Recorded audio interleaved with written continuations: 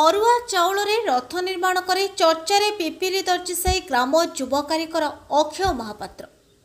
विश्व प्रसिद्ध रथयात्रा जयचंचल श्रीक्षेत्र धाम भक्त भगवान महामिलन किए क्यों भाव में कार्य करथिबा बेले ताहार अनन्य उदाहरण देखा मिली। पिपिली पौरांचल जन जगन्नाथ प्रेमी हाथ तैयारी महाप्रभु रथरे विश्व ब्रह्मांडर बड़ ठाकुर बड़ यात्रा जेतिकी पाखई आसुछि प्रतिवर्ष भक्त मानक नुआ भेटी करी सेतिकी प्रशंसा साउंटुछंती पिपिली दर्जीसार युवा कारिगर अक्षय महापात्र। एही वर्ष से अरुआ चाउल तैयारी करिसंती महाप्रभुंक रथ।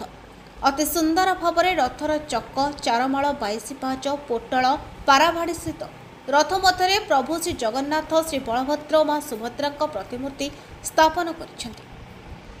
एथिपाई अक्षय महापात्र को 2 ରୁ 2.5 मास अक्लांत परिश्रम करने को पड़ता बेले अरुआ चाउल तैयारी महाप्रभुंक सुंदर रथटी भक्त मानक उद्देश्य कर 2 फुट उच्चर रथरे लगी 1200 ग्राम अरुआ चाउल चाउल को अति निखुण भाव में जोड़ी जोड़ी रथ निर्माण कर अक्षय।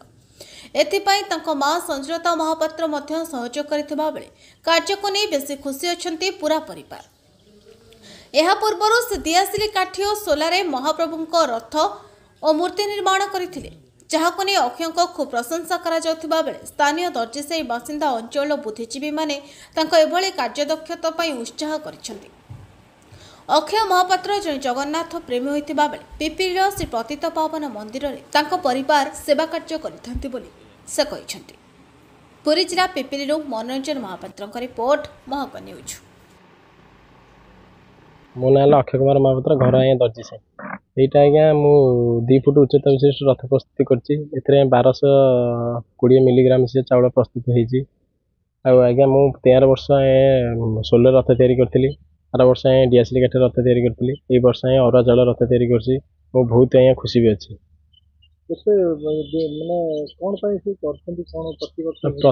प्रति वर्ष जो रथयात्रा पड़े आसे कौन गोटे मनर गोटे भाव विगल पड़े आसे जगन्नाथ प्रति प्रति वर्ष एमती किसी नुआ नुआ भेराइटी किसी जिनस तैयारी मो मनर के भावना पड़े आसे। रथर चतुर्धा मूर्ति जगन्नाथ देवी सुभद्रा बलभद्र को स्थापन कर घोड़ा चारमाला सबू लगी 22टा पाहाच विशिष्ट प्रभुं प्रभु चढ़ी भितर को जी सब प्रकार कर बहुत खुशी जहाँ कमटा भी सरीगला भाभी नी सर सर बहुत जन चेष्टा कर समय मिले प्रतिदिन राति माँ बसे माँ टे साहय कै जहाँ भगवान दया सरी जाए बहुत खुशी रथ निर्माण मन भक्ति रुहे मन रथ निर्माण करे प्रभुंर एमती गोटे मैंने कौन प्रभुंर एत आशा पड़े आसे मैंने बहुत खुशी लगे मैंने कमटा मानने जोटा भावुती कर प्रभु आज्ञा पूरा कमटा भी जोरसोर सरी जाए मुझे भाभी नी सर बोली जहाँ सरीगला बहुत खुशी। आज्ञा परिवार मो बाबा बाबा माँ भाई समस्ते सहयोग कर समस्त आशीर्वाद अच्छी जहाँ खुशी।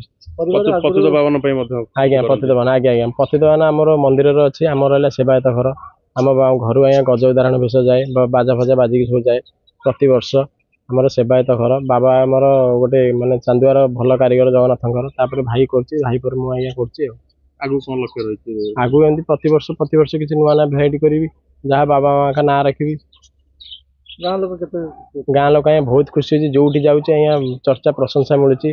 आमर आर वर्ष पिपिली एनएस तरफ मत सम्मानित कराइला संगठित हिंदू तरफ सम्मानित कराइला मुझे बजार मेलन भी आम साई मेलन मत सम्मानित कराइला बहुत खुशी अच्छी। मो ना संजलता महापात्र आम घर पिपिली दर्जीसाई आमर गोटे सेवायत घर चांदुआ कारीगर ता बाबा गोटे चांदुआ कारीगर मो बड़ पुओ भी काम करे सान पुओ भी करे तार गोटे इच्छा है रथ काम करने रथ कला फास्ट सोलर कला डीएसएल काटी वर्ष कर अरुआ चाउल आर वर्ष कौन कर जगन्नाथ जहाँ डोरी थो जहाँ महिमा आशीर्वाद तो सब चलुची डोरी न नागिले कि हाँ सी अरुआ चाउल सी तो दुकान को जाए दिन 10टा आसे राति 10:30 को 10टा 10:30 एमती आसे आसला से खाई पीकी फेण कम कर राति 12टा 1टे पर्यंत मुझे बसे आज्य करे साज्य मैंने कौन कि सी बसला मैंने अठा गोटे चाउल आउ तो जगिकी न बसिले सी फेण केमती कर एत राति कला बेलू बाधा लगे शोई पड़ो से पाखे बसे आ सी रथ काम कर आम घर समस्त खुशी मु भी बहुत खुशी। सी कला 3-4 वर्ष है। ପିଲାବେଳେ ତାଙ୍କ ସେମିତି କିଛି ଲକ୍ଷ୍ୟ ନାଇଁ ପିଲାବେଳେ ତାର ଏମିତି ସେ ତ ଚାନ୍ଦୁଆରେ ସବୁ କରେ ଜଗନ୍ନାଥ ହାତୀ ବେଶ ସୁନା ବେଶ ପଦ୍ମ ବେଶ ତାକୁ ସବୁ ଜଣା ତାକୁ ସବୁ କରିବା କାଚ ବାଇଡିଙ୍ଗ ସୋଲରେ ସବୁ ମାନେ କରୁଛି ତିଆରି କରୁଛି ଜଗନ୍ନାଥ ପତାକା ସୁଭଦ୍ରା ତା କାମ ବି ବାହାରକୁ ଯାଇଛି। କେତେ ଖୁସି ଅଛନ୍ତି? ମୁଁ ବହୁତ ଖୁସି। ବିଶେଷ କରି ଜଗନ୍ନାଥଙ୍କର ମହିମା ରହିଛି ଗୋଟେ ହଁ ସେଇ ତାଙ୍କ ମହିମାରୁ ତ ସବୁ ଚାଲିଛି ନା ତାଙ୍କର ଆଶୀର୍ବାଦ ନଥିଲେ କିଛି ହେଇପାରିବନି। ବିଭିନ୍ନ ଜାଗାରେ ମଧ୍ୟ ମାନେ ପ୍ରଶଂସା ହଁ ସମସ୍ତେ ଏଇ ଯୋଉ ଟିଭିରେ ଦେଖୁଛନ୍ତି ସମସ୍ତେ ବହୁତ ଖୁସି ହଉଛନ୍ତି ସମସ୍ତେ ବି ପଚାରୁଛନ୍ତି କହୁଛନ୍ତି ପ୍ରଶଂସା କରୁଛନ୍ତି। ହଁ ସମସ୍ତେ ବହୁତ ପ୍ରଶଂସା କରୁଛନ୍ତି।